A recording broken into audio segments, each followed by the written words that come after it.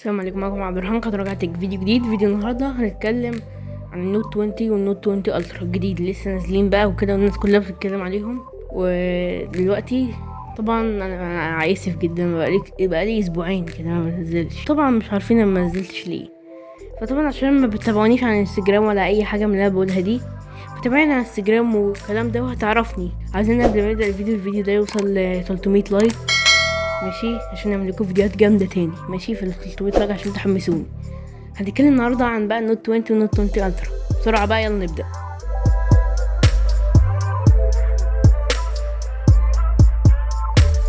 نتكلم دلوقتي على الظهر في النوت 20 العادي بيجيلك بظهر بلاستيك. ايوه، بلاستيك في 17,000 جنيه. طبعا الناس كلها دلوقتي عماله بتتكلم عن الموضوع ده. طبعا الموضوع غريب جدا، يعني سامسونج بالنسبه لها 17,000 جنيه ده ولا حاجه يعني، فهتطلق بلاستيك يعني حاجه عاديه جدا. فبلاستيك في فئة سعرية دي هي صح حاجة غريبة الحقيقة. ولكن الظهر في النوت 20 الترا بيجيلك بظهر ازاز عادي جدا المعتاد من سامسونج، بس تصميم في الجهازين لا ممتاز الحقيقة يعني.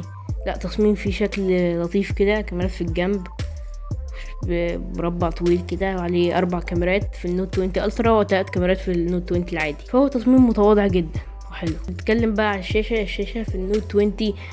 بيجيلك بشاشة فول اتش دي بلس، وبيجيلك باموليد برضو، وبيجيلك ب اتش دي ار 10، وبيجيلك بكل حاجات تقريبا.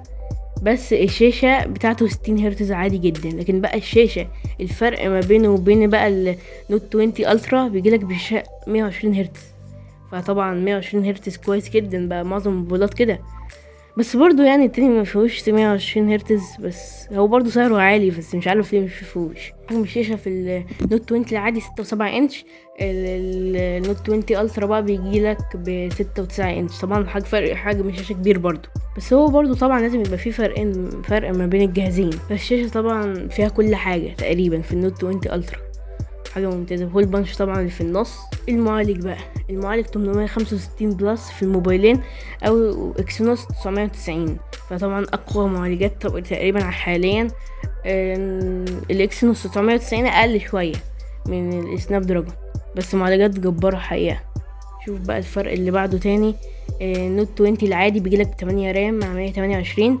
التاني بقى النوت 20 الترا بيجيلك ب 12 رام مع 256. بطاريات بقى، بطارية في النوت 20 العادي بيجيلك 4300 ملي امبير، نوت 20 الترا 4500 ملي امبير، الاتنين 25 واط بيشحنوا كويس برضو. نتكلم بقى على الكاميرات، الحاجة بقى المهمة جدا في الموبايلات دي.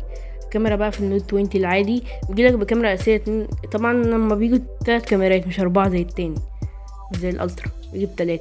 الكاميرا الاساسية 12 ميجا بكسل، كاميرا اساسية. والكاميرا التانية 12 ميجا بكسل الترا وايد. الكاميرا اللي بعدها بقى 64 ميجا بكسل 3 فوتو، كاميرا زوم لحد 3 اكس، يعني مش هتخسر كواليتي، و30 اكس زوم هتخسر كواليتي. طبعا كويس جدا الحمد لله، يعني شايل لك الماكرو في الكاميرا دي ايه في الموبايل ده. اتكلم بقى على الكاميرا في النوت 20 الترا اللي هو الكبير بقى، بيجيلك بقى ب 108 ميجا بكسل كاميرا اساسيه، طبعا كويس قوي. 12 ميجا بكسل الترا وايد، وكمان 12 ميجا بكسل 3 فوتو، مش 64. مش فاهم ايه يعني استفادوا ايه يعني. طبعا برضو ما نعرفش نقول غير لما نكون مجربين الموبايلات. والتليفوتو بقى في الالترا بيجيلك ب5 اكس، هتخسر كواليتي، مش بقى 3 اكس زي التاني، فكويس. والكاميرا الاخيره بقى كاميرا اسمها ليزر اي اف سنسور، برضو ما اعرفش غير لما اجرب. هو تراكنج بيقولك يعني اوتو فوكس، يعني لحد دلوقتي هي ملهاش لازمه غير لما نجرب الموبايل، ماشي؟ فالكاميرات هتبقى عظيمه جدا اكيد يعني.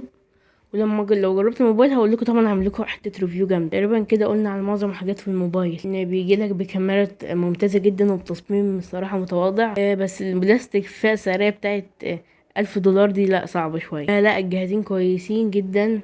العادي اللي هو النوت 20 العادي بيجي لك ب8 رام زي ما قلنا 128. التاني بقى 12 رام 256. الفروقات مش كبيره قوي، بس اكبر فرق واضح يعني الفرق بتاع 120 هرتز و60 هرتز، فدي اهم حاجه في الموبايلين يعني. والازاز بس، غير كده فروقات عاديه يعني مفيش حاجه. هو انت تدفع $300 مقابل ان انت تاخد الحاجات الزياده دي، ال 120 هرتز، وتاخد ظهر ازاز، هتدفع $300 زياده. كاميرا زياده طبعا ملهاش لازمه. شيفا لايك بقى، سبسكرايب عشان اعمل لكم فيديوهات اكتر. الفيديو ده ممكن يكون قصير، بس كده لايك سبسكرايب عشان اعمل لكم فيديو اكتر. بعدين بعد الفيديو ده يوصل 300 لايك، ولو وصل اعمل لكم فيديوهات جامده تاني، واحاول اجيب لكم موبايلات نعملها ريفيو. ايه رايكم طبعا في المكان ده؟ نسيت اقول لكم عليه. طبعا انا كل مره في مكان، انا عارف هتستغربوا يعني. ماشي، فانتوا افتحوا فيديوهاتي كده هتلاقوا كل فيديو في مكان مختلف. طبعا حاجه غريبه جدا، بس طبعا ايه رايكم في الاستوديو ده كده؟ انا واقف دلوقتي على فكره، مش قاعد ولا حاجه. ماشي، فبس كده.